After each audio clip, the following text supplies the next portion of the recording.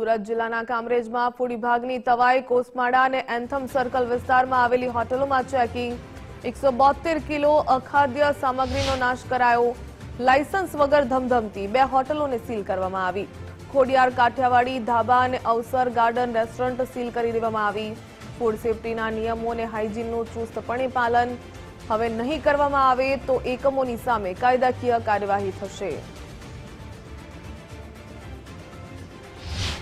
આવેલા કોસમાડા ગામ અને એન્થમ સર્કલની આજુબાજુના એરિયામાં અમે ફૂડ એન્ડ ડ્રગ્સ ડિપાર્ટમેન્ટ સુરતના ફૂડ સેફ્ટી ઓફિસરની 2 ટીમ બનાવી અને તપાસ ચાલુ કરેલ છે।